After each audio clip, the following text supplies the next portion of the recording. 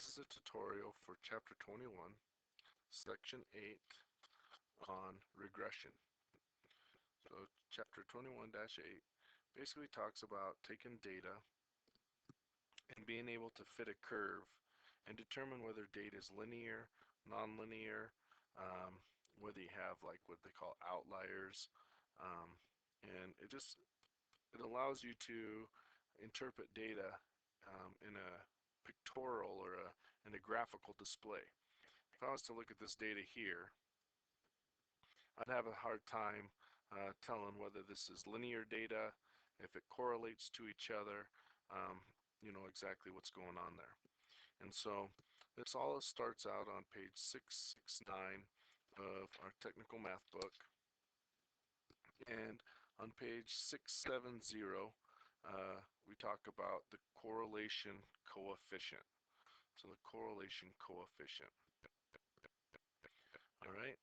And table 21-12 give us a great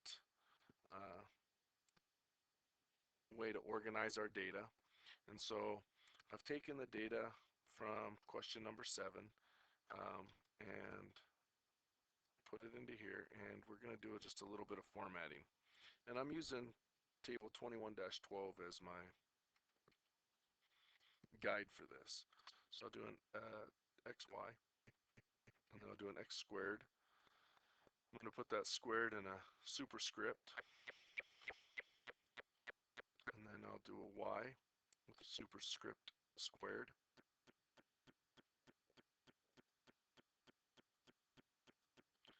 Okay, and then over here, and we're going to call these our variables.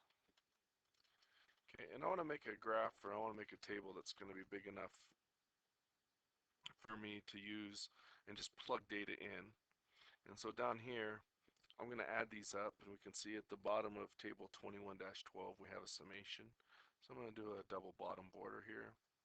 And down here, I'm going to insert the summation symbol.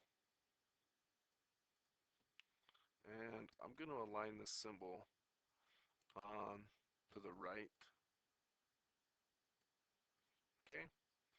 And xy is just that equals x times y. X squared equals x times x, and y equals y squared, excuse me, y equals y times y.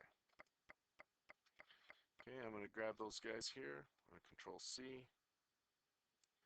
and I'm going to fill. Now I don't have any data in this area, and that's okay. But again, like I said, I want to make a chart that's going to work well. I don't want to have to reorganize it. I want to be able to use this, you know, quite a bit. And see, when I copy this down, it lost my bottom border, but that's pretty easy to fix. Okay. And then summation, I have my summation signal sign here. Maybe I want to make that bolder and make it just a little bigger so I can see it. And so I'm going to equal my sum of all my units there. And I can do this a couple different ways. You actually can see here summation, and it automatically grabs the data. Okay, so I just click it, and it knows, the Excel spreadsheet knows that this up here isn't a number, so it doesn't go all the way up there. It knows that that's the title. So you got all these great tools here. Okay, so now, and so I know what my data is down here. I might want to go and take this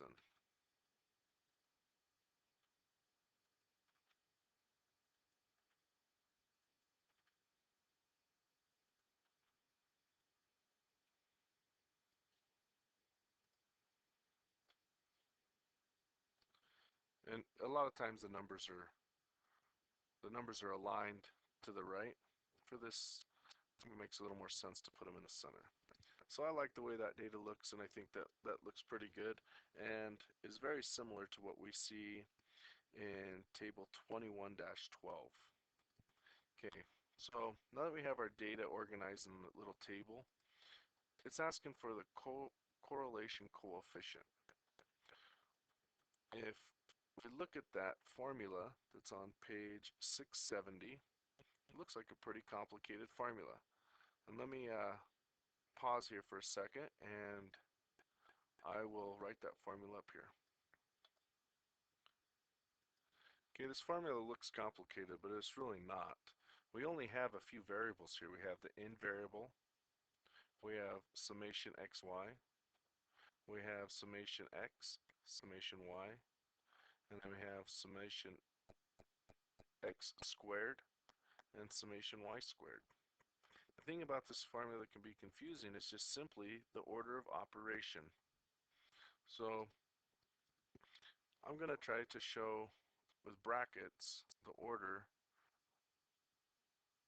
that we would do things here. Okay, so that would take care of the top. So we basically take n times the summation of xy minus summation of x times summation of y, and that gives us our top number. That's all divided by this information down here.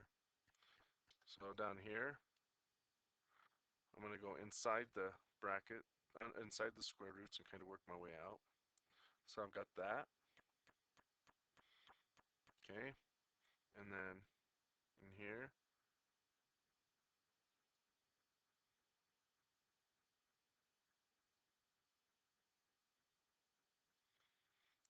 okay, and then again over here, same thing.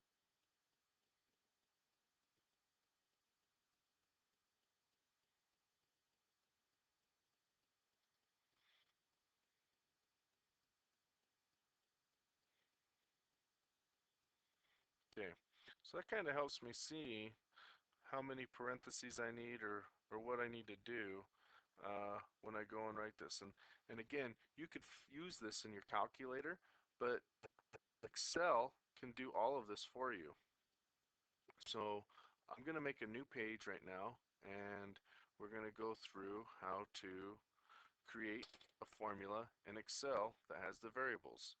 So this is going to be our correlation coefficient, okay?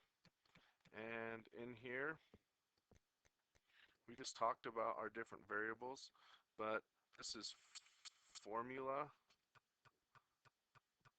355.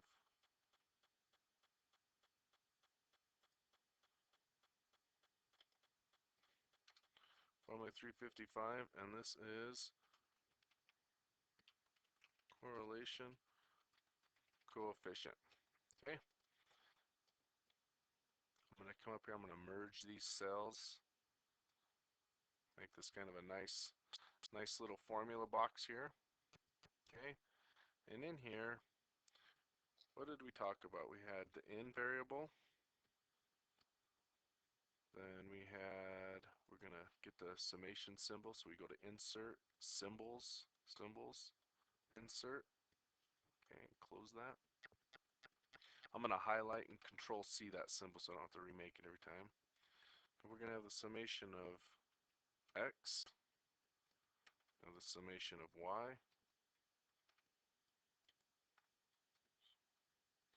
Going to have the summation of xy.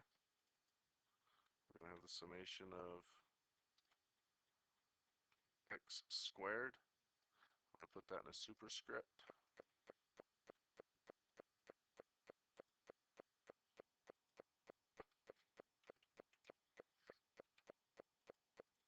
And I might just grab that whole thing there, bring that, copy it. Oh, the superscript dropped. I thought I'd save a step, but I didn't. And I could just change that y. But sometimes those formatting options don't stick. All right. Make this nice and neat. I'm going to align everything to the right. So these are really what I'm going to put here. I'm going to merge this. These are my variables. Okay. And so down here, I'm going to have R, and that represents summation, or the correlation coefficient. Okay, and let's go back here and take a look at our formula. So when we looked at this, we started with two parentheses, okay, and that ended, a minus, a start, that formula, we end, and then we divide. So let's do that part first. Okay, so I'm going to hit equals, two parentheses, n times the summation of xy. See the summation of xy there? Close parentheses, minus parenthesis, summation of x times the summation of y. Close parenthesis, close parenthesis. You see how it highlighted that? We've got the color codes black to black. Now what do? We divide. And let's hop back over to our screen. When we divided, we had two outside brackets, a square root, and then two inside brackets. I want to remember that because that's going to help me get started here. It's very important that your order of operation is correct, or you'll have a hard time making it work. So that was two brackets and then square root. So SQRT, and then two, again I had two in here, and then I did, in that first set, I did n times summation of x squared. So n times summation x squared, close parenthesis, and then I had a minus, and then this guy's had a little parenthesis here. Now, it's summation x squared, so summation x to summation x. Okay, that's squared, correct? If I times it by itself twice, that's squaring it, just like right here. And then I have close, close. And that's perfect. Did you see this tangerine color kind of highlighted? And that says that we completed, once again, see it highlights it there. We've completed that first step. And then what do we do here? We're multiplying.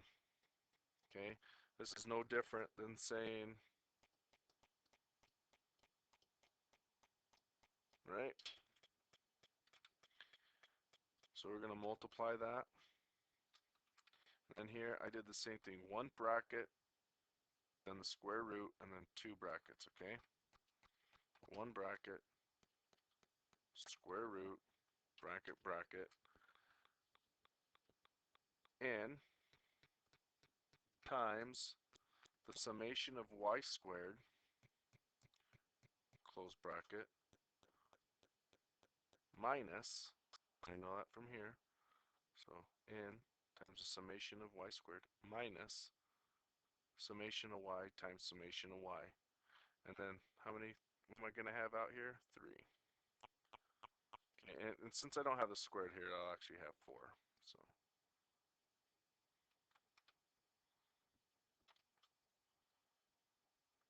summation of y times summation of y, parenthesis, parenthesis, parenthesis, parenthesis, 4 of them.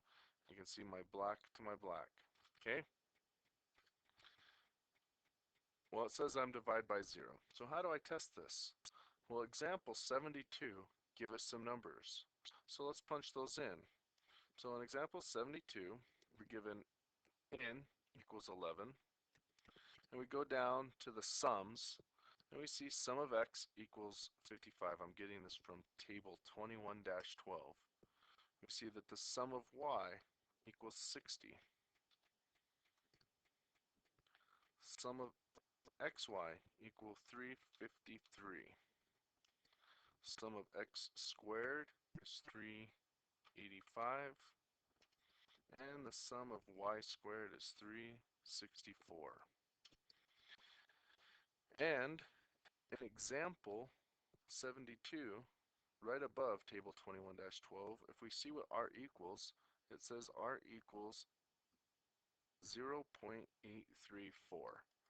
We've got more digits here, so if we want to format that cell to 3 decimal places, it's a number, 3 decimal places, 0.834.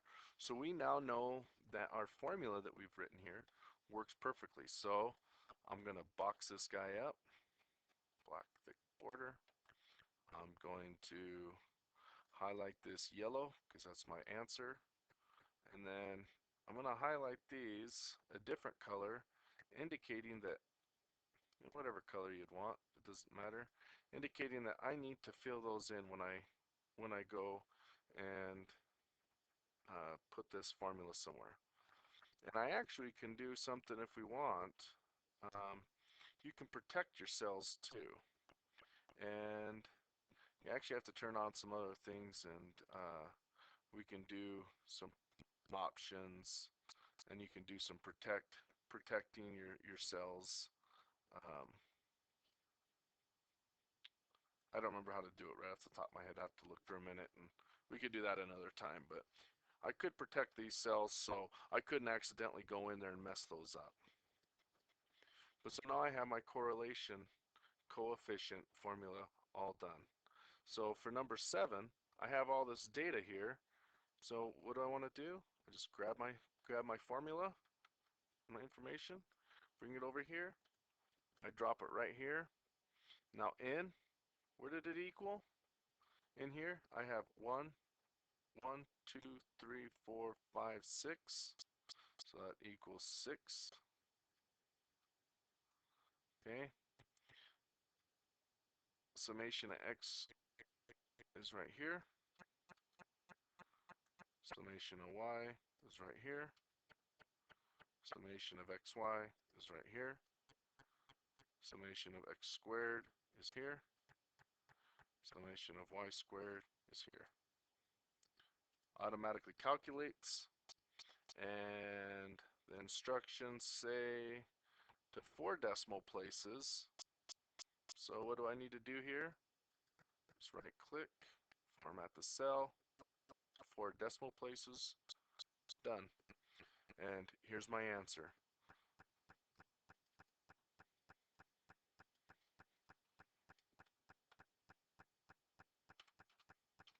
Number 7. Okay. On to number 8. Find the least squares line. So what does that mean? That means it's taking, and since it can't, these data points don't make a perfect graph. If I was to graph these, if I was to graph this line, it's not going to be a perfect line. It's not going to be linear. So I want to do a least sum squares, which basically is a way to calculate the slope intercept.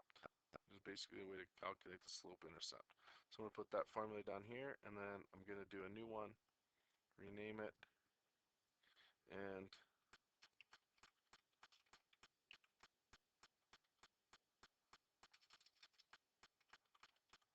least squares. Okay.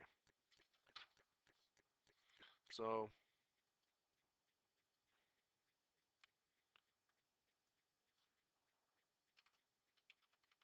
this is on page 672, formula 356.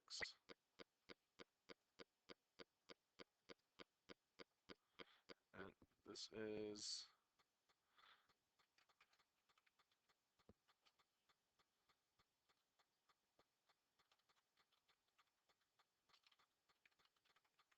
formula, and it is used to solve for the slope intercept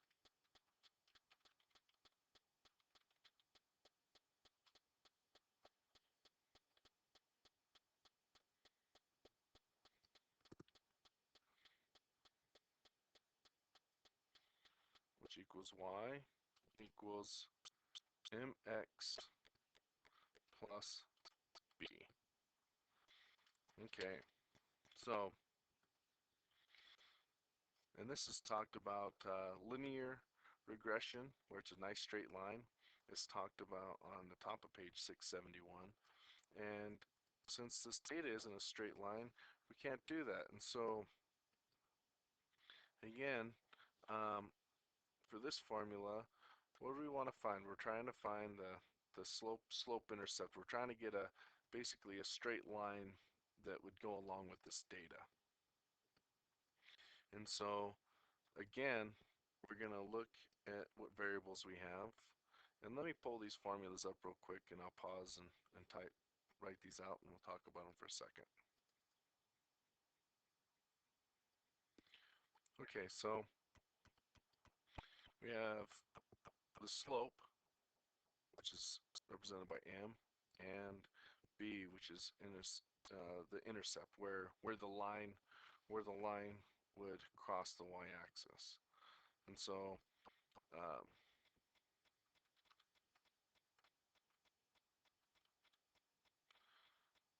again, if we want to look at this, let me pause this just for a second. I want to show you one other thing. Okay, so let me just draw this XY graph here real quick, okay? So I have my x-axis and I have my y-axis. Say I have data scattered all around, okay?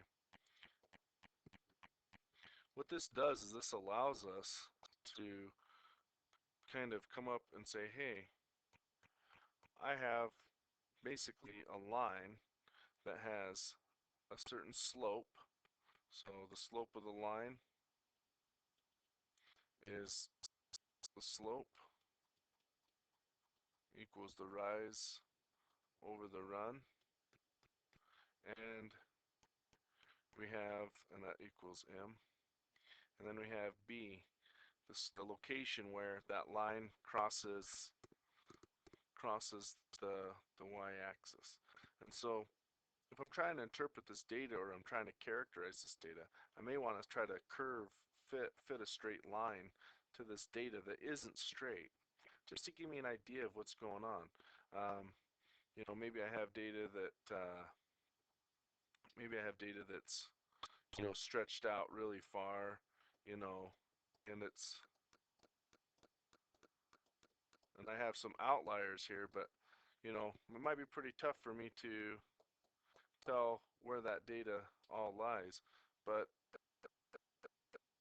with this formula, it'll allow me to be able to get an idea of some data trending or whatnot. Okay, so that's really what this formula is doing, is it's taking and mathematically putting this in a way so we can do that. So what I'm going to do here is, again, just like we did before, okay, put brackets. I'm going to set up where I need my parentheses. So M. So I'm going to go back over here to my Excel spreadsheet. Over to my Excel spreadsheet, and I'm going to put M. Okay. Now I'm going to do a formula for B. I'm going to put both of these guys to the right-hand side. So looking very closely at, oh, did I put in my variables, don't I?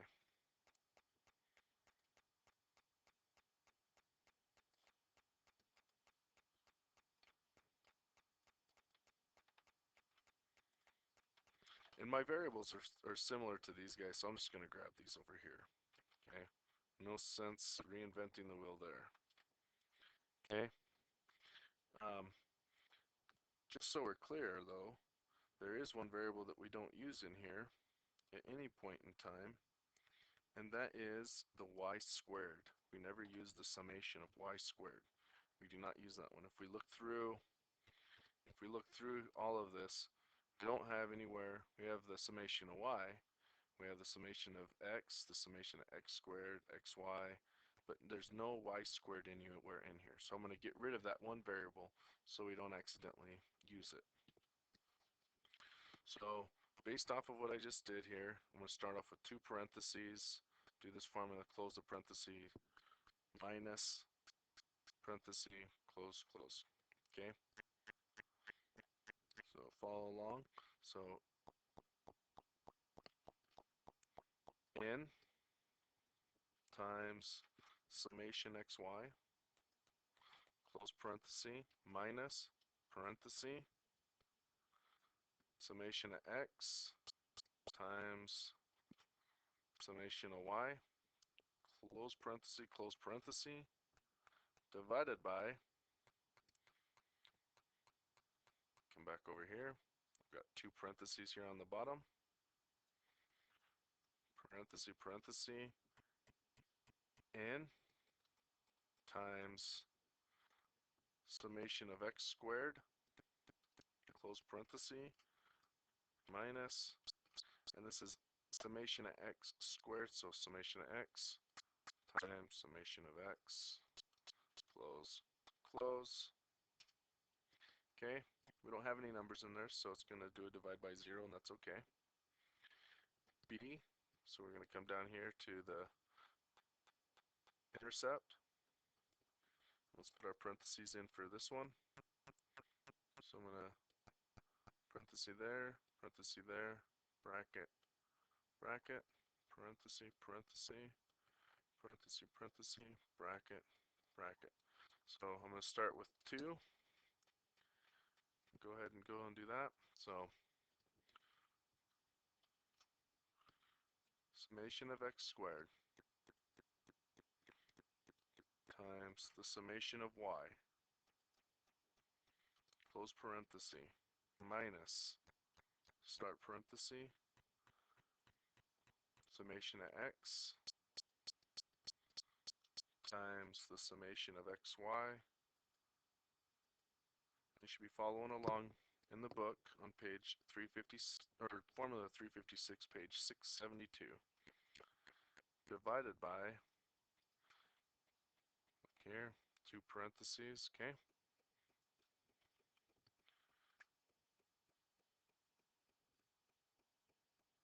N times summation of x squared,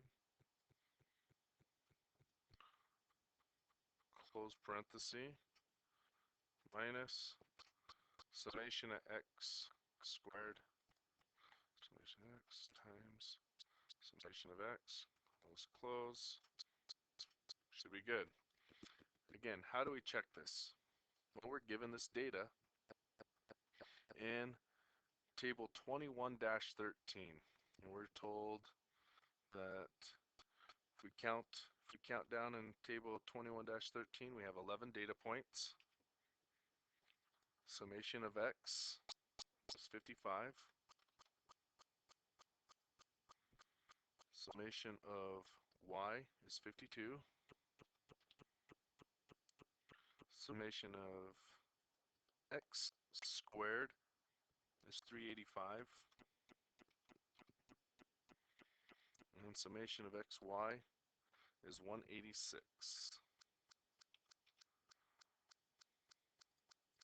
Okay, then I look over on page 673 and I see that my my m is minus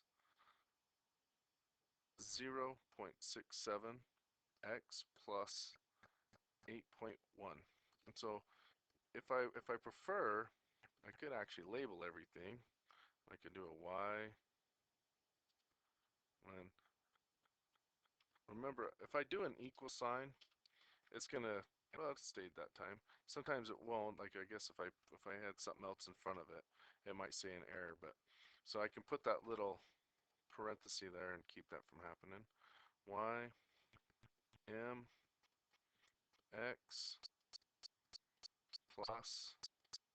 See, and that's where I was talking about. See, it's trying to do something there. So we parenthesis plus, and then b. If I highlight all three of these guys, I can scrunch it up nice. So this y is still going to be here. This x is going to still be here.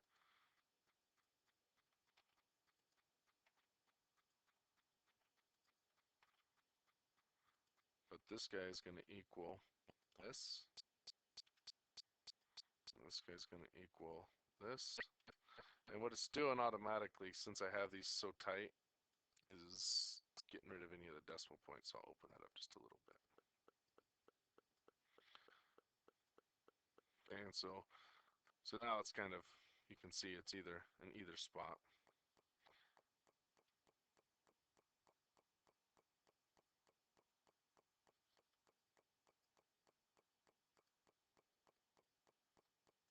But that's actually technically how you're going to write it. Is if you look at page 673, about in the top, about a third of the way down on the page, right in the center, it shows how you would represent this least squares line for the data. Okay.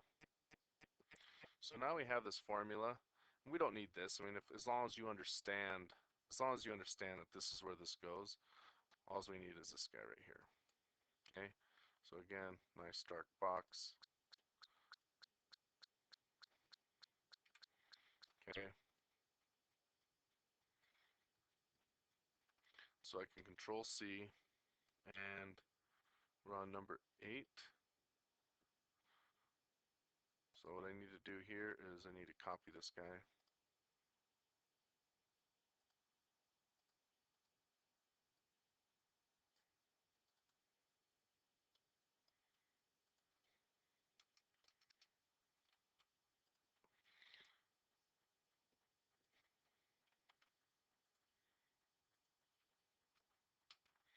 I just highlight it, control C, come back over here. If I want to get rid of this, I can, or I could have put it both in there. It doesn't matter. Let's get rid of all of that now. Recopy over. Completely up to you. Now again, for the n, we had 1, 2, 3, 4, 5, 6. Summation of x, we have this guy. Summation of y, we have this guy.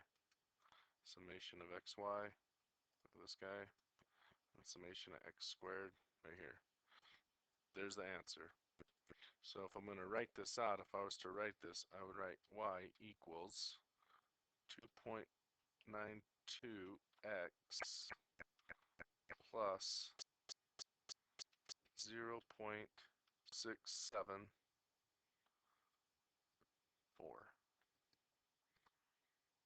And it depends on how many decimal points if we need to roll that out.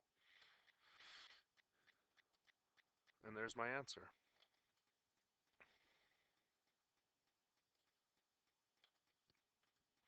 Okay, pretty easy. And so now we can go on to number 9. And so you go, well, shoot, I don't have that data. It's not, I don't want to have to do that whole entire thing every time. Well, depending on how you want to do it, if we actually kept both of these on the same one, like we were kind of talking about doing there a second ago, we could actually just copy everything over. So just copy all this, Control C, and come over to number 9. Just come over here. I can drop it anywhere. I've got these guys. I'm going to Control C. I'm going to copy it. I'm going to delete that guy out. I'm just going to come right here. Control C. Did you see how everything automatically calculated? Now the only thing that we need to do is this guy. 1, 2, 3, 4, 5, 6, 7. 7. So these all updated because I had them. It automatically calculates. I have to put that in there. So maybe I should put this guy bright red so I remember, hey, I have to put that in. Okay. And so my coefficient for number 9 is done. If I really want to, I can take all that, delete that. That'll shift those guys over, shift, put number 9 9. Now, do you see how quick that was? That's very nice to be able to have that option. Once you've put that work into Excel, you're able to automatically have all those cells calculate, and the answer is -1. Okay? You say, well,